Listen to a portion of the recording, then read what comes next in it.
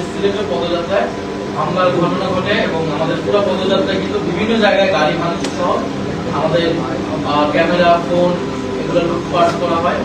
এই সবগুলো ঘটনার সাথে আসলে বিএনপির স্থানীয় যে নেতাকর্মীরা তারা জড়িত ছিল এবং পুলিশ প্রশাসন কিন্তু তারা নির্বিকার ভূমিকা পালন করেছে।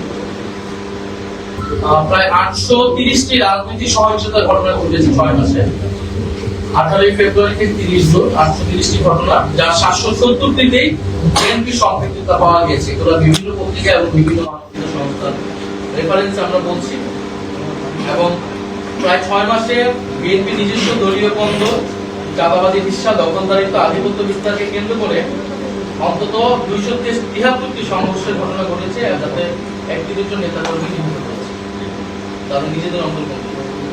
আমরা যদি বিরোধী দলের উপর হামলার ধারাবাহিকতা দিই, বিশেষত এনসিপির উপর যে হামলাগুলো হয়েছে, নোয়াখালী 6 আসনের এমপি এবং এনসিপির সিনিয়র মুখ্য সমন্বয়ক সিনিয়র আব্দুল হান্নান মাসুদ সহিংসতা কবল এলাকা পরিদর্শনে গেলে হাতিয়া এলাকায় হামলার শিকার হন।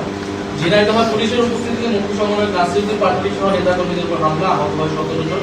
পরে আহতদের বিরুদ্ধে মামলা হয় এবং 3 জনকে গ্রেফতার করা হয়, যারা ঈদের মধ্যেও কারাগারে তাদের ঈদ কাটাতে হয়েছিল। হবিগঞ্জে জুলাই পদযাত্রা শেষে সার্কিট হাউস প্রাঙ্গণে হামলা হয়, অন্তত 10 জন নেতাকর্মী, কয়েকজন সাংবাদিক আহত হন। ছাত্রশক্তি নেতা আরিফ চৌধুরী এক চোখের দৃষ্টিহারা। কুড়িগ্রামের প্রতিবাদ মিছিলে, এই ঘটনার প্রতিবাদ মিছিলে কুড়িগ্রামে অতর্কিত হামলা প্রায় 20 জন আহত হয়েছিল। 1 মাসের সিলেটের পদযাত্রায় হামলার ঘটনা ঘটে এবং আমাদের পুরো পদযাত্রায় কিন্তু বিভিন্ন জায়গায় গাড়ি ভাঙচুর সহ আমাদের ক্যামেরা, ফোন এগুলো লুটপাট করা হয়। এই সবগুলো ঘটনার সাথে আসলে বিএনপির স্থানীয় যে নেতাকর্মীরা তারা জড়িত ছিল এবং পুলিশ প্রশাসন কিন্তু তারা নির্বিকার ভূমিকা পালন করেছে।